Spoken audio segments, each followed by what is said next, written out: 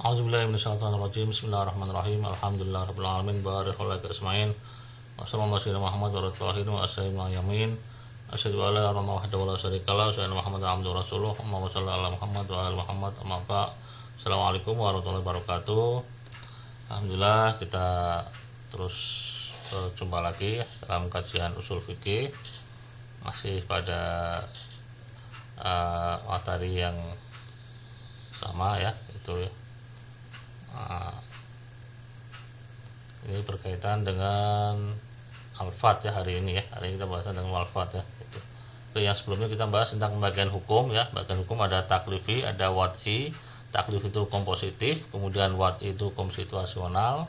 Yang taklif itu ada 5 ya, ada wajib, sunnah, mubah, haram dan makruh. Sementara untuk wad'i ada 3 ya.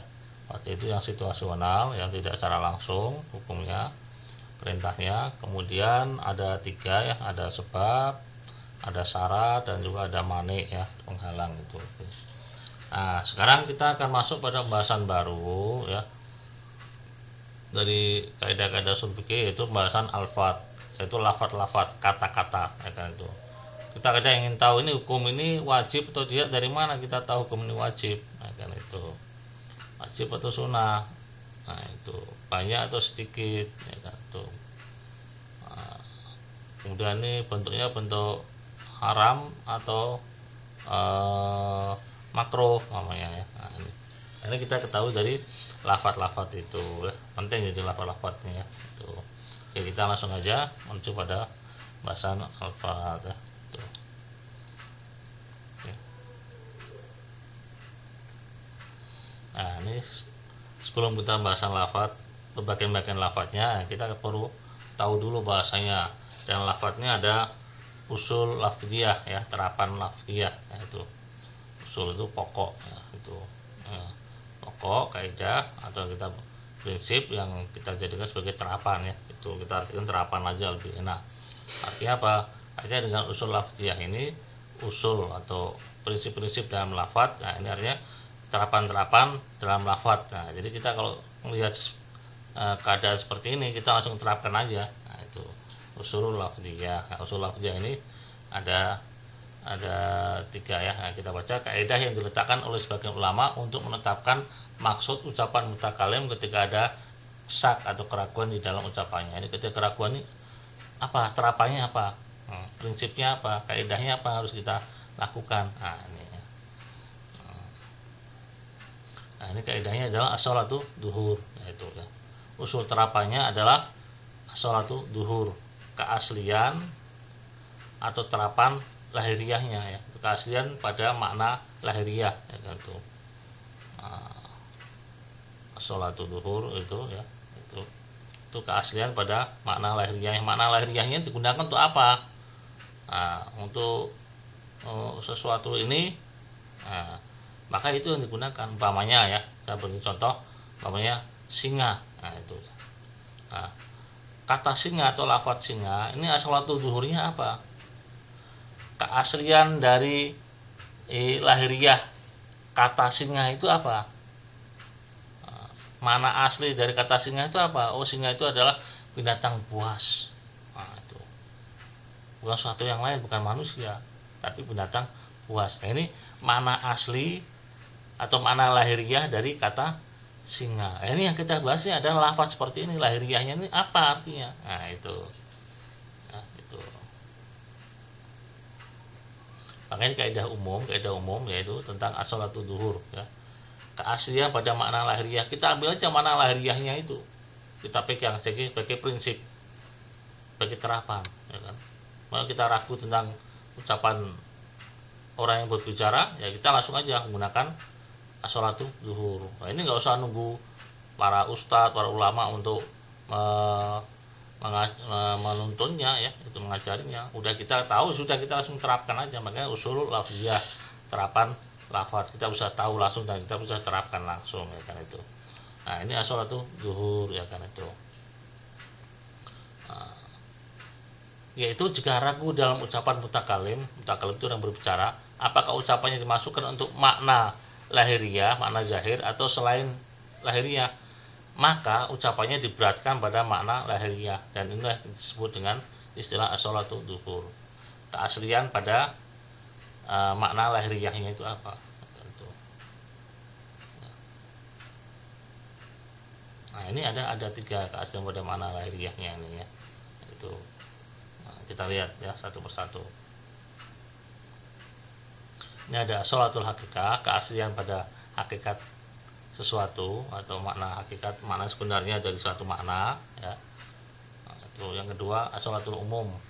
Ini dimaksud untuk umum, untuk khusus, maka kita ambil pada umumnya ya, itu. Atau sholatul mutlak, ini untuk mutlak atau enggak ya. Mutlak sama umum itu hampir sama. Nah, jadi pada kata-katanya aja nanti ya. Oke. Yang pertama ini ya, itu. Nah, sholatul hakikah atau hakikat. Nah, keaslian hakikat lafadz. Nah, itu. Keaslian hakikat lafadz. Hakikat lafadznya ini aslinya apa? Digunakan untuk apa? Nah, itu. Jika ragu dalam ucapan mutakalim, orang yang berbicara, apakah ucapannya dimasukkan untuk makna hakikat, makna yang sebenarnya, atau makna majas, atau makna kiasan. Nah, itu. Ini keaslian hakikat maknanya itu apa, aslinya itu digunakan untuk apa, lahiriahnya itu untuk apa makna ini, untuk yang sebenarnya atau untuk kiasan. Nah, itu. Nah, untuk makna hakikat, makna sebenarnya, atau untuk makna kiasan majas ya. Dan dalam ucapan tersebut lahiriahnya tidak menunjukkan makna majas, tidak ada qarinah, tidak ada indikasi-indikasi tanda-tanda yang menunjukkan nih makna majas, ya maka ucapannya diberatkan pada makna hakikatnya, pada makna yang sebenarnya. Hakikatnya ini sebenarnya, makna aslinya, makna hakikatnya ya. Yang sebenarnya bagaimana? Nah, itu. Contoh seperti ini. Tadi pada kata singa ya, lafadz singa. Nah, saya melihat singa. Tadi saya melihat singa. Nah, ini singa yang dimaksud ini apa? Singa binatang buaskah ini, atau singa yang dimaksudnya adalah seorang pemberani, makna kiasan. Nah, itu. Apa yang harus kita lakukan? Nah, kita kembali pada as-sholatul hakikah. Keaslian pada hakikat makna itu apa ya, kan itu. Hakikat makna itu digunakan untuk apa? Oh, gunakan untuk binatang buas. Misalnya lafadz singa. Singa itu hakikatnya adalah binatang buas itu. Karena memang lafadz itu digunakan untuk binatang buas ya kan itu. Nah, itu. Nah, maka apa? Maka kita beratkan aja. Pasti ucapan ustadz itu, ucapan guru itu adalah yang dimaksud singa adalah binatang buas. Jadi beliau melihat ada binatang buas namanya singa. Nah, itu. Kenapa? Nggak ada indikasi, nggak ada tanda-tanda yang menunjukkan bahwa itu makna kiasan. Nah, beda halnya kalau seorang guru mengatakan, bercerita seperti ini umpamanya. Saya tadi bertemu singa di dalam kelas sedang belajar. Nah, itu. Saya tadi bertemu singa di dalam kelas, atau saya tadi melihat singa di dalam kelas sedang belajar umpamanya. Nah, ini kata-kata singa ya, emang benar itu singa itu digunakan untuk binatang buas, tapi ada qarinah, ada indikasi tanda-tanda yang lain yang menunjukkan itu artinya bukan singa binatang, tapi singa kiasan. Itu apa? Oh, singa kok masa belajar? Nah, singa kok belajar di kelas? Nah, berarti yang dimaksud adalah seorang pemberani ya, atau murid pemberani. Ya, jadi melihat murid pemberani yang sedang belajar di dalam kelas ya, itu majas ya itu. Jadi ada indikasinya, ada tanda-tandanya ya. Kalau nggak ada ya kita berarti pada mana hakikatnya, mana yang sebenarnya itu. Oke, itu as-sholatul hakikah ya itu. Oke, kita lihat yang kedua, bagian yang kedua itu as-sholatul umum ya itu. Sholatul umum tadi pada yang pertama sama ya. Jika ragu dalam ucapan mutakalim, ucapan yang pembicara, apakah ucapan yang dimaksudkan untuk makna umum atau makna khusus, dan di dalam ucapan tersebut lahiriahnya tidak menunjukkan makna khusus, maka ucapannya diberatkan pada makna umum. Ini proses yang bersama dengan tadi ya. Itu yang penting tidak ada indikasi-indikasi tertentu yang menunjukkan makna yang lain, maka kita beratkan pada makna yang sebenarnya ya. Itu makna umum kalau di sini ya. Kalau bahasa kita pada umum, maka kita masukkan pada umum ya kan itu. Umpamanya seperti ini, semuanya berdiri, semua berdiri, atau semua mengerjakan PR. Nah, kata-kata semua ini menunjukkan tidak ada perkecualian, ya kan? Tidak ada perkecualian, semuanya harus mengerjakan PR, semuanya harus berdiri, namanya itu.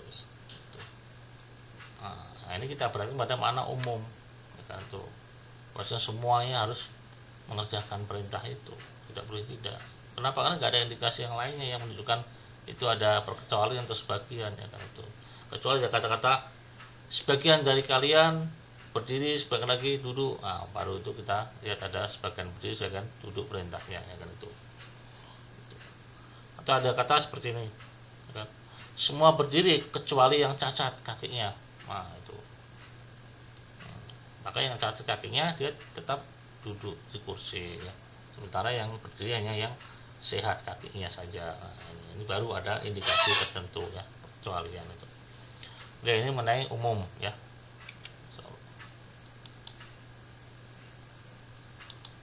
Nah, itlaq ini hampir sama dengan tadi umum, ya, saja kalau dia itu tidak menggunakan kata-kata itu, tidak menggunakan kata tambahan yang menunjukkan itu umum, ya. Kalau umum kan semua, sebagian. Nah, itu. Nah, kalau itlaq tidak ada seperti itu. Berdiri, semua berdiri, termasuk guru itu berdiri. Ini itlaq. Ini contoh, ya. Nah, kita baca dulu. Jika ragu dalam ucapan mutakalim, ucapan bicara, apakah ucapannya dimaksudkan untuk makna mutlak atau makna muqayyad? Muqayyad terbatas, mutlak itu universal, semuanya, ya kan itu. Semuanya. Kalau muqayyad dibatasi, ya itu. Nah, yang terbatas. Dan dalam ucapan tersebut lahiriahnya tidak menunjukkan makna muqayyad, ya, makna yang terbatas, maka ucapannya diberatkan pada makna mutlak, itu, makna universal, ya, umum itu. Soalnya umum sama itlaq ini hasilnya sama, semuanya, artinya semuanya. Nah, itu. Sama kalau itlaq itu tidak menggunakan kata-kata semuanya, ya, kan itu. Dan mencakup semua sifat-sifat, semua personel, ya, itu, tanpa memperlihatkan sifatnya. Itu. Nah, itu itlaq. Itu. Pokoknya kita katakan semua berdiri, berdirilah. Nah, itu, ya. Kalau semua berdiri tadi umum, ya. Tapi kalau berdirilah, nah, berdirilah ini berarti semuanya, ya, itu. Baik murid, baik guru, baik OP di situ, semuanya harus berdiri. Tidak melihat sifat apapun. Oh, ini sifat pelajar, oh ini sifat OP, ya kan, umal, pegawai, ataupun yang lainnya. Tidak melihat seperti itu, ini semuanya, ya, itu. Tanpa melihat sifat-sifat yang lainnya. Ini itlaq, ya, itu. Jadi bisa dipahami, ya, mungkin makna itlaq, asalatul itlaq, ya, keaslian itlaqnya itu, ya, keaslian pada makna yang universal tadi itu. Nah, kita perhatikan pada makna itu ketika kita ragu pada ucapan mutakalim, ucapan pembicara, ya, itu.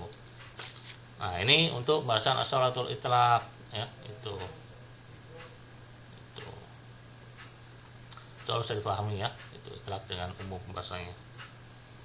Oke. Nah, sekarang kita masuk pada bagian lafaz, ya, ini penting, ya, itu. Nah, kita akan peringkas saja, ya, kita akan percepat aja ini bahasanya karena lumayan panjang. Zuhur lahiriah, ya. Lahiriah kalimat dari Al-Quran dan hadis merupakan salah satu dari kaidah usul fikih yang gunanya menentukan jenis lafaz atau kalimat. Yakni kalimat ini menunjukkan wajib atau sunnah, haram atau makruh. Dalam bab zuhur, bab lahiriah kata, ya, dibahas beberapa masalah atau bagian lafaz, ya kan, yaitu sebagai berikut. Kita lihat. Ada awamir, perintah-perintah, ada nawahi, larang-larangan, ada am, ya, umum, ada khos, khusus, ada mutlak, universal, jadi ada muqayyad yang terbatas. Dan ada mafahim, ada pemahaman-pemahaman khusus, ya, itu. Oke, kita lihat dari yang pertama, ya, awamir.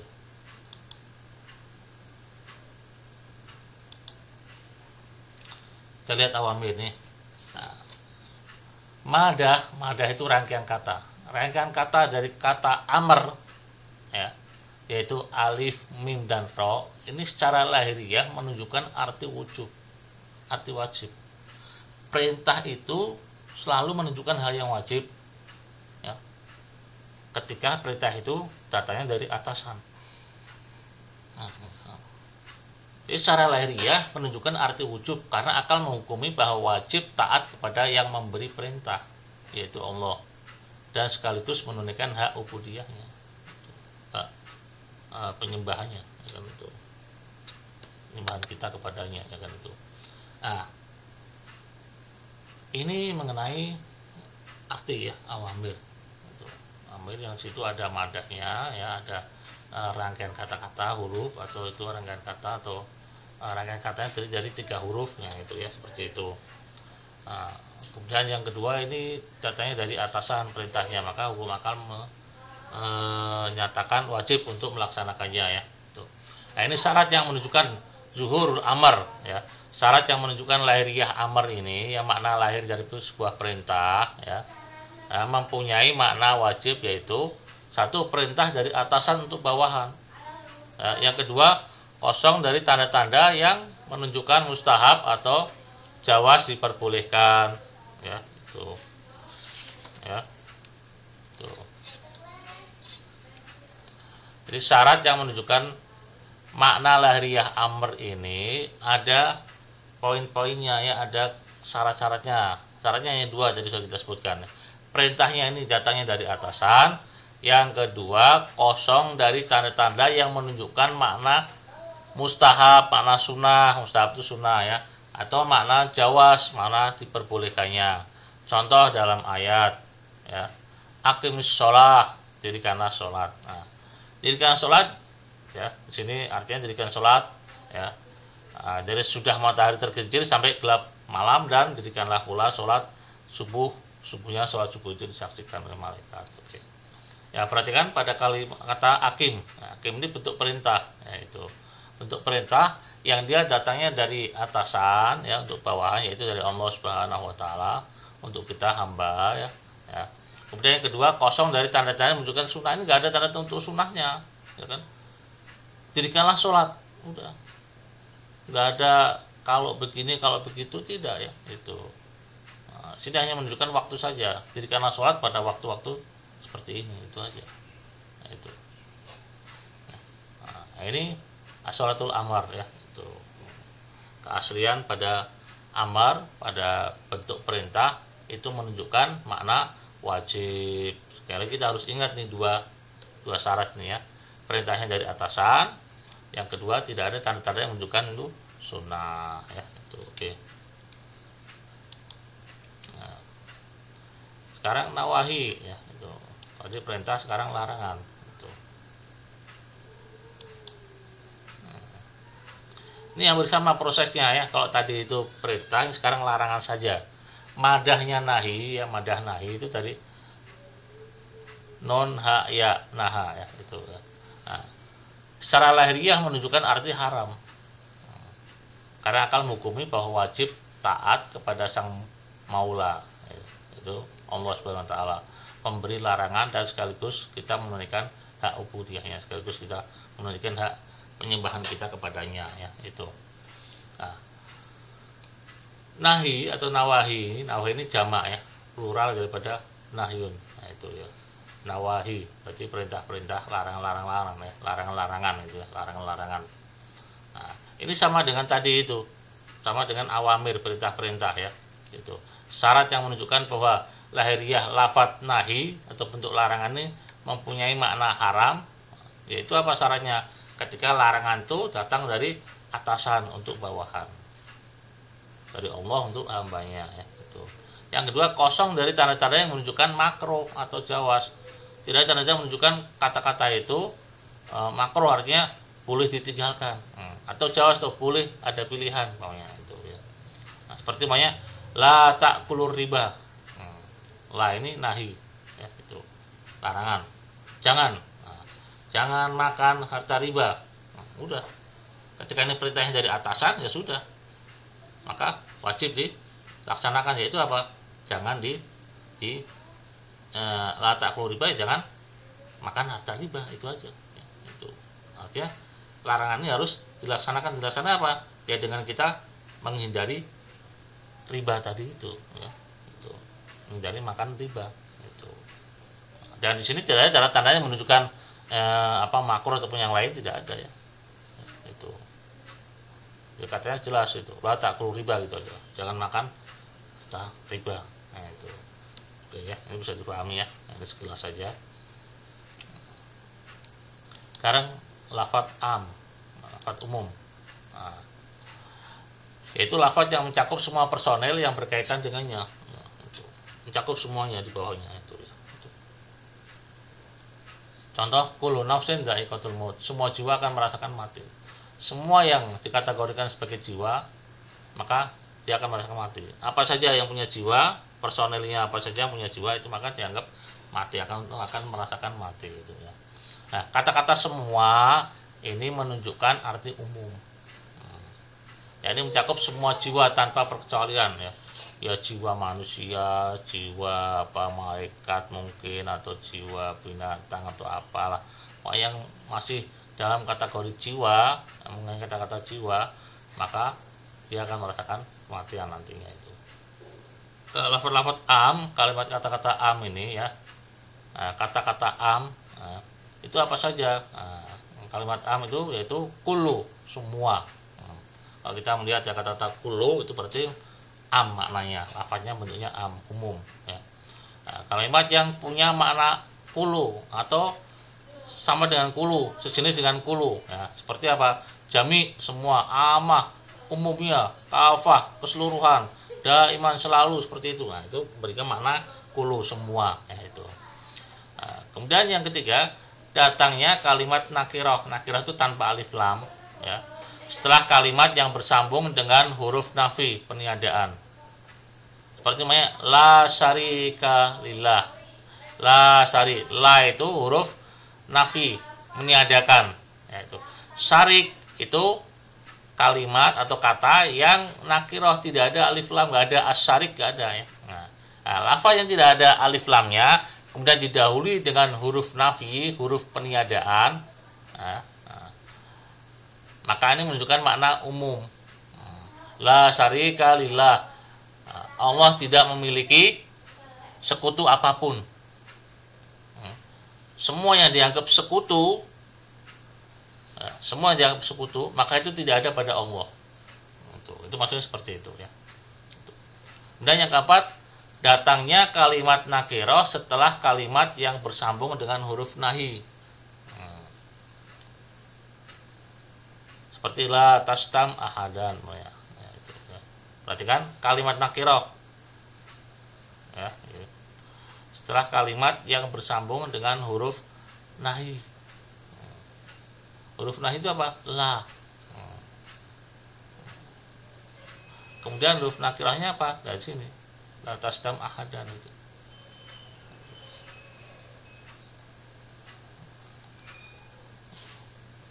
Atau kalian bukan nakirah nih ya. Datanya kalimat setelah bersambung dengan huruf nahi. Atau ya bukan nakirah ya ini. Kata kerja ya. Datangnya kata kerja ya, tentunya kata kerja setelah bersambung dengan huruf nahi ya. Bukan kalimat nakirah, ini salah, ini copy paste belum diganti ya. Jadi datangnya kata kerja setelah adanya kalimat yang bersambung atau kalimat yang bersambung dengan huruf nahi ya, itu. Ya, itu. Katanya kata kerja ini ya, datanya setelah adanya huruf nahi ya, itu. Kalau kita mau benerin seperti ini. Datangnya kata kerja yang ya, datangnya kata kerja ya, itu. Setelah kalimat bersambung dengan huruf nahi. Nah, ini kurang tepat ya.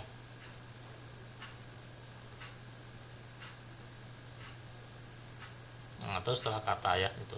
Jadi makanya harus kita ganti ini kalimat nakirahnya ya. Jadi datangnya kalimat nakirah kita ganti dengan datangnya kata kerja setelah kalimat yang bersambung dengan huruf nahi.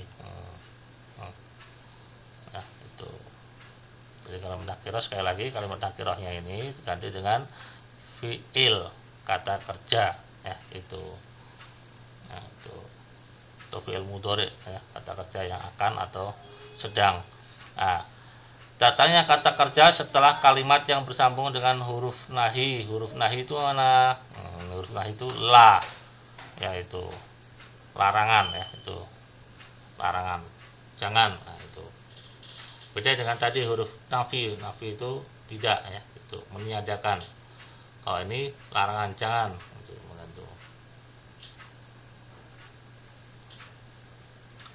Contoh, la tastam ahadan, jangan sekali-kali mencela seseorang.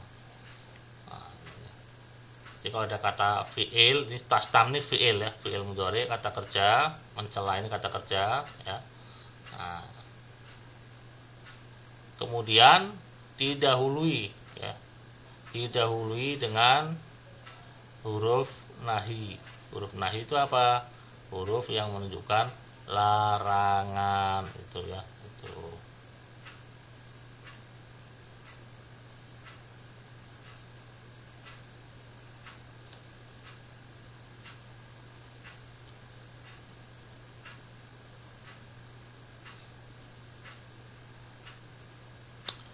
Oke, ya, mungkin bisa difahami, ya itu. La tastam ahadan, jangan kamu mencela sesuatu. Atau kita memberikan contoh yang lain, umpamanya la tadrib ahadan, jangan memukul seorang pun, ya kan itu. Nah, ini sama, ya itu. Atau la tal'ab ahadan fil ghurfah atau fil qa'ah, ya kan itu. Jangan ada yang bermain di dalam kelas seorang pun. Nah, itu. Ini sama, ya. La artinya la nahiyah, larangan. Oke, kita lanjut lagi. Ya, ini tadi pada umum, ya, mana umum itu. Oke, sekarang mana khas, khusus.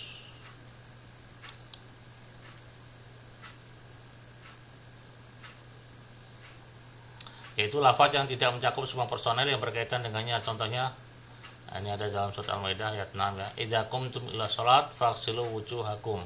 Nah, itu, ya. Jadi kalau kamu mau melakukan sholat, jika kalian ingin melakukan sholat, maka basuhlah wajahmu. Nah, khusus orang yang ingin melakukan sholat, ya, maka wajib baginya berwudu. Nah, ini khusus untuk orang yang mau sholat. Nah, itu. Jadi kalau kamu tidak mau sholat, ya enggak, itu, ya itu khusus bagi orang yang mau sholat, maka dia bisa melakukan hal-hal seperti ini, membasuh wajahnya dan lain sebagainya, ya itu. Nah, jadi khusus bagi orang yang mau melakukan sholat, maka membasuh wajahnya atau berwudu, ya itu. Bagi yang tidak sholat ya enggak harus berwudu, tidak wajib itu. Nah, ini mana khusus khusus, ya.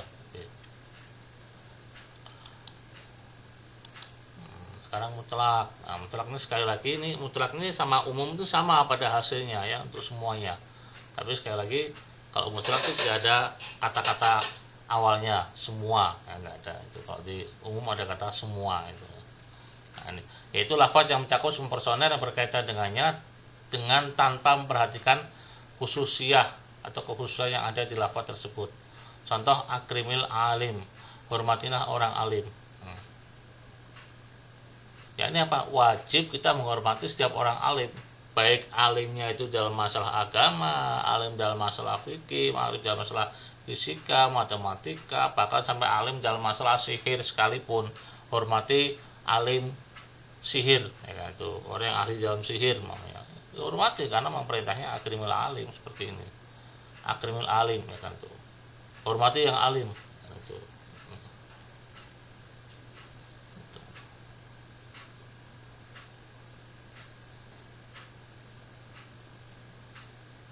Nah, ini bentuk mutlak, ya itu. Tidak ada kata-kata semua, tapi memiliki makna semuanya. Akrimul alim, semua alim, tanpa melihat khususiyahnya, tanpa melihat kekhususan apakah ini alimnya di alim fikih atau alim fisika atau alim matematika atau apa, nggak ada ya gitu.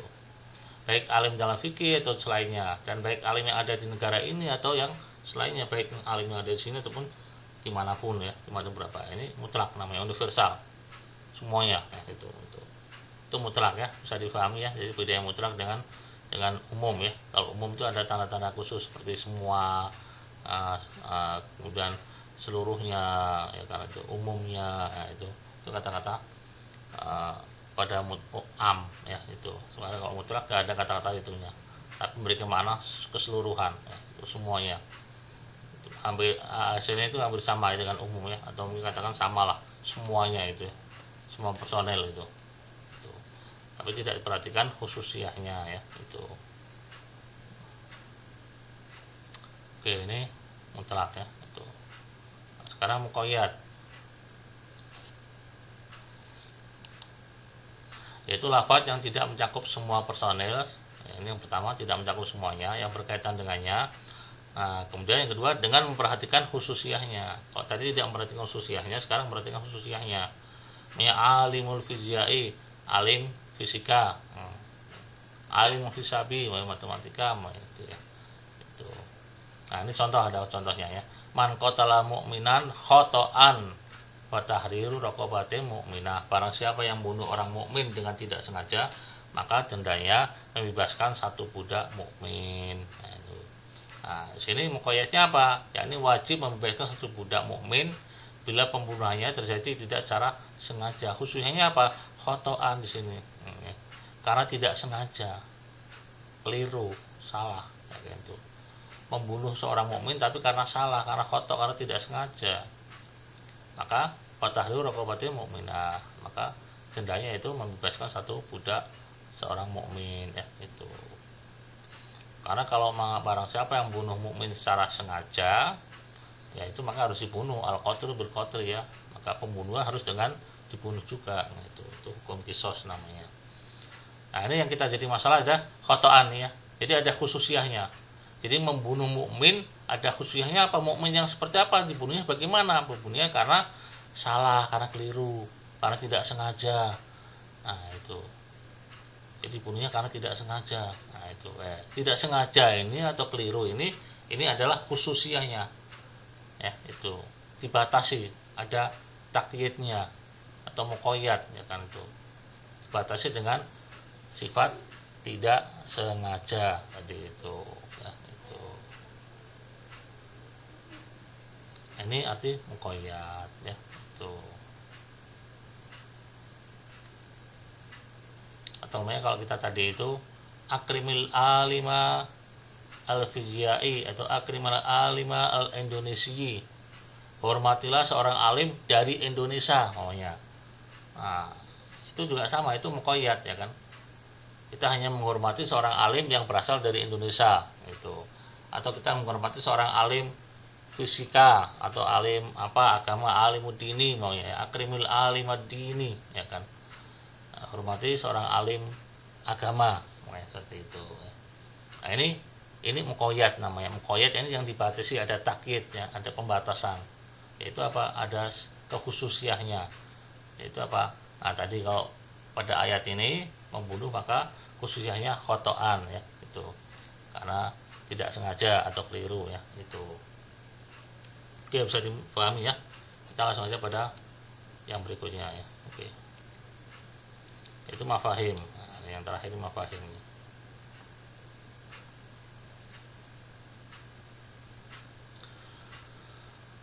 Setiap susunan kalimat ada mantuk. Mantuk itu tekstual ya. Ada mantuk yaitu madlul, yaitu yang menunjukkan mutabaki, yaitu menunjukkan makna tekstual, makna yang sama dengan diucapkan itu mantuk namanya. Natoko itu mengucapkan, mantuk yang diucapkan, artinya tekstualnya itu apa, yaitu teksnya yang diucapkan itu apa, yaitu namanya tekstual ya. Nah, ini yaitu madlul mutabaki. Madlul itu yang menunjukkan, yang mengisyaratkan, mutabaki yang kesesuaian, mutabaki kesesuaian dengan apa yang diucapkan itu ya. Teksnya itu apa, sama dengan diucapkan itu mantuk namanya ya itu.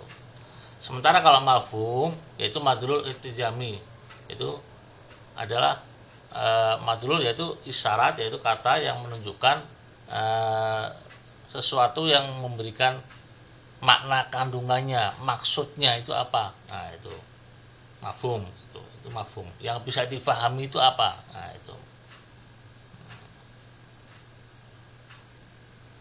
Nanti kita lihat pada contohnya. Tidur membatalkan wudhu, maka mantuknya, ya tekstualnya, jika kita benar-benar tidur, ini dapat membatalkan wudhu. Ini mantuknya. Tapi mafhumnya, jika kita tidak tidur, maka wudhu kita tidak batal. Nah, itu. Ini mafhum. Nanti mafhum ada pembagian ya. Ini salah satu dari bagian mafhum. Contoh ini ya. Itu. Jika kita tidak tidur, maka wudhu kita tidak batal, itu aja ya.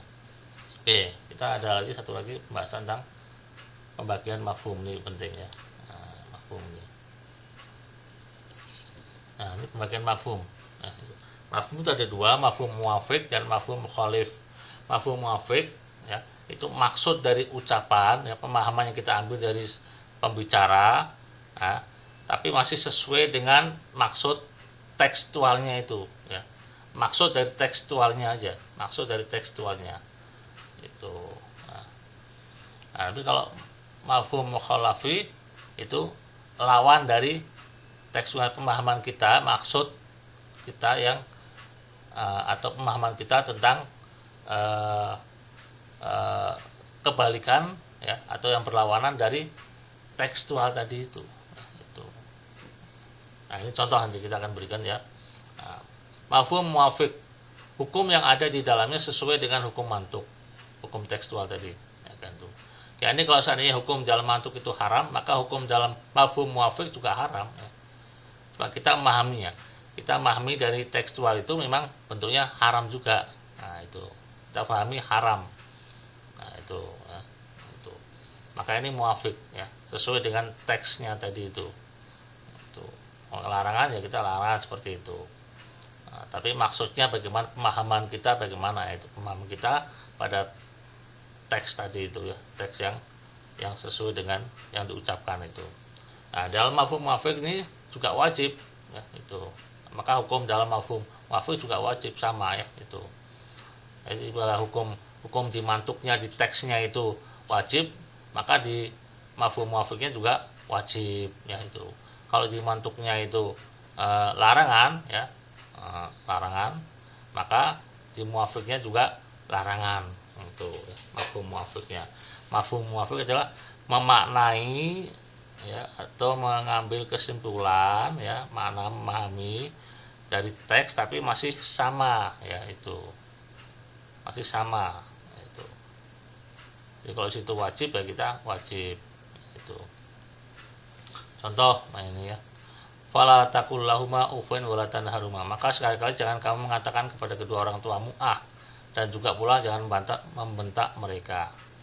Mantuknya dari ayat tersebut ialah larangan untuk mengucapkan jangan ucapkan seperti itu pada terjemahan ayat tadi itu ya. Nah, itu mantuk namanya. Mafhumnya apa yang kita pahami dari ayat ini, tapi masih dalam kategori larangan ya, bukan kebalikan dari pembahasan ini ya. Sama, masih sama. Cuma yang kita pahami dari ayatnya apa? Ini kita harus jabarkan itu. Kita pahamkan pada orang lain bagaimana kita memahami ini. Nah, itu. Mafhumnya ialah larangan untuk berbuat atau menghina orang tua lebih dari sekedar mengucapkan kata-kata Masih sama pemahamannya aja. Kalau saja tidak boleh, apalagi selain Nah, itu loh. Nah, itu mafhum muwafiq. Mafhum yang masih dalam kategori seperti itu mantuknya ya. Itu. Kalau mantuknya itu larangan, maka mafhum muwafiqnya juga larangan. Nah, itu ya. Jangan kamu memukul orang tuamu. Nah, itu mafhumnya itu ya, mafhumnya itu larangan untuk memukul orang tua. Nah, itu karena saja tidak boleh. Nah, itu. Nah, ini sama hukumnya ya, mafhum dengan mantuk sama dalam hal larangan itu. Nah, sekarang mafhum mukhalafi. Mukhalafi itu pemahaman yang kebalikan dari mantuknya tadi. Kalau mantuknya itu wajib, ini jadi haram gitu ya. Itu. Larangan ya ada pelaksanaan itu seperti itu. hukum di dalamnya bertentangan dengan hukum yang ada di mantuknya. Ya ini kalau dalam mantuk hukumnya itu haram, maka di mafhum mukhalif hukumnya halal. Kebalikannya saja itu. Contoh, tidak boleh makan dari binatang yang disembelih tidak secara syar'i. Tidak boleh, ini larangannya. Tidak boleh makan dari binatang yang disembelih tidak secara syar'i, artinya tidak membaca bismillah, namanya gitu ya. Itu. Mafhum muafiqnya apa? Tidak boleh makan dari binatang yang disembelih tanpa membaca nama Allah, ya kan itu. Itu mafhum muafiqnya ya. Nah, mafhum mukhalifnya itu apa? Nah, di sini ini mantuknya. Mantuknya haram hukumnya makan dari hewan yang tidak disembelih secara syar'i. Mafhum mukhalifnya apa sekarang? Halal hukumnya makan dari binatang yang disembelih secara syar'i. Ya kebalikan saja. Kalau tadi dilarang, sekarang diperbolehkan. Nah, itu. Perbolehkannya gimana kebalikan? Kalau tadi tidak boleh makan dari binatang yang disembelih secara tidak syar'i, sekarang kita balik. Kalau disembelihnya secara syar'i bagaimana? Boleh. Berarti boleh makan dari binatang yang disembelih secara syar'i. Ya. Atau dengan kata kita boleh makan binatang yang disembelih dengan bacaan bismillah atau nama Allah ya itu. Oke, ini mafhum mukhalafi ya. Oke, mungkin insyaallah bisa difahami ya. Jadi kalau nggak jelas bisa tanya langsung insyaallah ya. Itu. Oh ya, ini sekarang ini kita kan nonton video ya. Jadi video ini harus tonton sampai habis ya. Sampai habis ya. Nah, sementara ini ya paling buat kasus saja lah ya. Kalian buat kasus, dua kasus atau satu kasus umpamanya dalam pembagian hukum ya, tadi ada hukum taklifi, ada hukum wad'i. Nah, cari kasus satu hukum taklifi, cari satu kasus hukum wad'i. Contoh kasus itu contoh-contoh dalam kehidupan kita apa ya kan itu. Nah, itu. Kemudian juga dalam bagian lafadz ini. Nah, bagian lafadz itu kalian bisa memberikan contoh umpamanya satu-satu lah setiap yang ada ya. Itu am satu, khusus satu, dan ini semua satu, mafhum muafiq satu, mafhum mukhalif juga satu ya. Semua memberikan kasus satu-satu itu. Silahkan nanti dikerjakan, bisa dikirimkan di WA saya itu. Nah, ini buat kasus ini ya. Silahkan satu-satu aja, nggak usah banyak itu ya itu. Mungkin sampai sini saja. Wa ma taufiq illa billah wa tawakkaltu ahli unib. Astagfirullahaladzim. Assalamualaikum warahmatullahi wabarakatuh.